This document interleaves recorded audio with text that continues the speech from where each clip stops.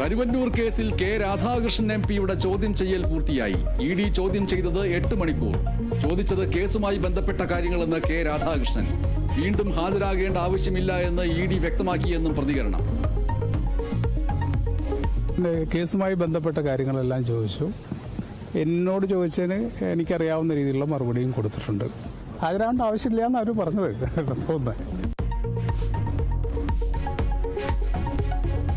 തമിഴ്നാട് വാൽപ്പാറയിൽ വീട്ടുമുറ്റത്ത് പുലി എത്തിയത് കളിച്ചുകൊണ്ടിരുന്ന കുട്ടിയുടെ മുന്നിൽ. കുട്ടിയെയും നായകളെയും കണ്ടതോടെ തിരിഞ്ഞോടി. CCTV ദൃശ്യങ്ങൾ കേരള വിഷൻ ന്യൂസിന്.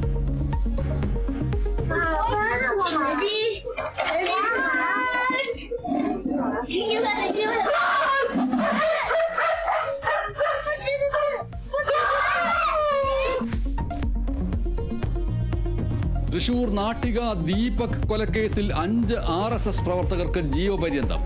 ഹൈക്കോടതി ശിക്ഷിച്ചത് വിചാരണ കോടതി വെറുതെ വിട്ട പ്രതികളെ. ശിക്ഷാവിധി JDU നേതാവ് ദീപക് 2015 കൊല്ലപ്പെട്ട കേസിൽ.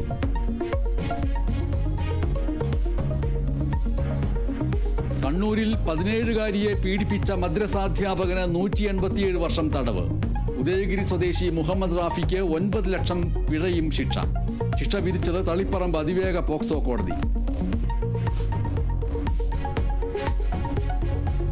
മകൾക്കായി പ്രതികാരം ചെയ്ത പിതാവ് ഇനി ഓർമ്മ. മഞ്ചേരിയിലെ ശങ്കരനാരായണൻ വിടവാങ്ങി. മകൾ കൃഷ്ണപ്രിയയെ ബലാത്സംഗം ചെയ്ത് കൊന്ന അയൽവാസിയെ വകവരുത്തിയെന്ന് കേസ്. കീഴ്ക്കോടതി ശിക്ഷിച്ച ശങ്കരനാരായണനെ ഹൈക്കോടതി വെറുതെ വിട്ടിരുന്നു.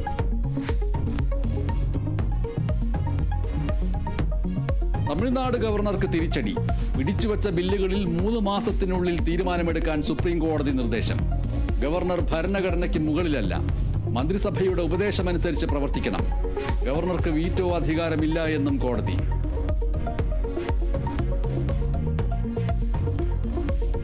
പാർട്ടി സമ്മേളനങ്ങളിൽ മത്സരങ്ങൾക്ക് വിലക്കേർപ്പെടുത്തി CPI. ഔദ്യോഗിക പാനലിനെതിരെ മത്സരിക്കാൻ പാടില്ലെന്ന് നിർദ്ദേശം. മത്സരമുണ്ടായാൽ സമ്മേളനം സസ്പെൻഡ് ചെയ്യും. പാർട്ടിയുടെ നല്ലതിനായി ചിലത് ചെയ്യുമെന്ന് സംസ്ഥാന സെക്രട്ടറി ബിനോയ് വിശ്വം.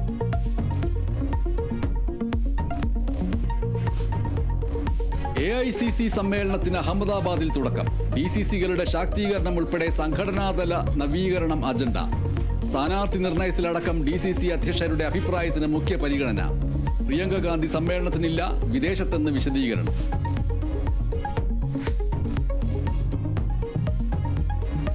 വീട്ടിലെ പ്രസവത്തിൽ യുവതി മരിച്ച സംഭവത്തിൽ ഭർത്താവ് സിറാജുദ്ദീൻ അറസ്റ്റിൽ. പ്രതിയെ 4 ദിവസത്തെ കസ്റ്റഡിയിൽ വിട്ടു. നരഹത്യാക്കുറ്റം, തെളിവ് നശിപ്പിക്കൽ എന്നീ വകുപ്പുകൾ ചുമത്തി. യുവതിയുടെ കുടുംബത്തിന്റെ വിശദ മൊഴിയെടുക്കുമെന്ന് മലപ്പുറം SP.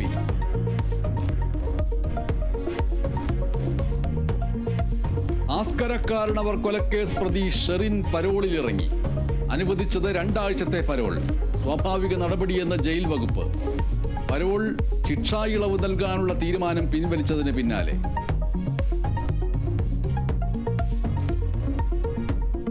ആശാപ്രവർത്തകരുടെ സമരം തീർക്കാൻ സർക്കാർ പരമാവധി വിട്ടുവീഴ്ച ചെയ്തതായി മന്ത്രി V. ശിവൻകുട്ടി. ഇതിൽ കൂടുതൽ സർക്കാരിനൊന്നും ചെയ്യാനാകില്ലെന്നും മന്ത്രി. അവരുമായി സംസാരിച്ചു. അവർ നൽകിയ നിവേദനം കൈപ്പറ്റി. ഞങ്ങൾ ഗവൺമെന്റ് ഒന്നുകൂടെ ആലോചിക്കാമെന്ന് പറഞ്ഞു. ആ നിലയിൽ സൗഹാർദ്ദപരമായാണ് ഇപ്പോൾ പിരിഞ്ഞിരിക്കുന്നത്. ഇതിൻ്റെ ഒരു ധാരണ ഉണ്ടാക്കിയിട്ട് മതി. 5 പ്രാവശ്യം ആരോഗ്യവകുപ്പ് മന്ത്രി കൂടിക്കാഴ്ച നടത്തി, 2 പ്രാവശ്യം കേന്ദ്ര ഗവൺമെന്റിനെ കാണാൻ വേണ്ടി പോയി. ഇത്രയധികം ഒരു സമരം ഒത്തുതീർപ്പാക്കുന്നതിന് വേണ്ടി ഒരു മന്ത്രി ഇനിഷ്യേറ്റീവ് എടുക്കുക എന്ന് പറഞ്ഞാൽ ഏറ്റവും വലിയ കാര്യം തന്നെയാണ്. ഏത് ഗവൺമെന്റ് ആയിരുന്നാലും ഇതിനപ്പുറം ഒരു വ്യവസ്ഥ ഉണ്ടാകാൻ വേണ്ടി പോകുന്നില്ല. മുട്ടിലിഴഞ്ഞും കയ്യിൽ കർപ്പൂരം കത്തിച്ചും പ്രതിഷേധം കടുപ്പിച്ച് വനിതാ CPO ഉദ്യോഗാർത്ഥികൾ. സമരം കടുപ്പിച്ചത് റാങ്ക് ലിസ്റ്റ് കാലാവധി തീരാൻ ദിവസങ്ങൾ മാത്രം ശേഷിക്കെ.